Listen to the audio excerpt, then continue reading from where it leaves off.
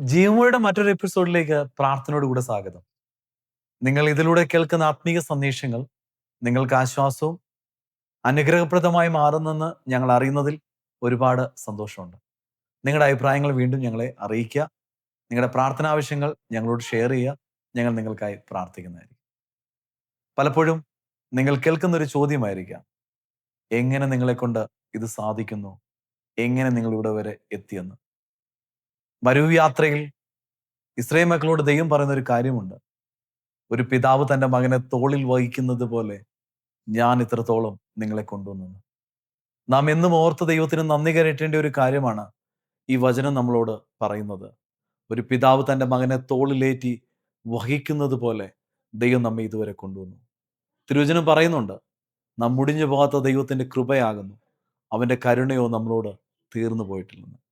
പല സാഹചര്യങ്ങളിൽ കൂടെയും പല പ്രതികൂല നിബിഡമായ ജീവിത സാഹചര്യങ്ങളെ അഭിമുഖീകരിച്ചാണ് നാം ഇതുവരെ എത്തിച്ചേർന്നത്.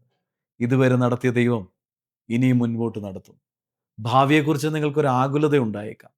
നാളത്തെ കാര്യങ്ങൾ എങ്ങനെയാകുമെന്ന് നിങ്ങളെ ആശങ്കപ്പെടുത്തുന്ന വലിയ ചോദ്യങ്ങൾ ഇന്ന് നിങ്ങൾ ഒരുപക്ഷെ ഈ സന്ദേശം കേൾക്കുമ്പോൾ നിങ്ങളുടെ മുമ്പിൽ തെളിഞ്ഞു കാണുന്നുണ്ടായിരിക്കാം. ഞാൻ നിങ്ങൾക്കൊരു ഉറപ്പ് തരട്ടെ, ഇത്രത്തോളം നിങ്ങളെ കൊണ്ടുവന്ന ദൈവം തുടർന്നും നിങ്ങളെ നടത്തും.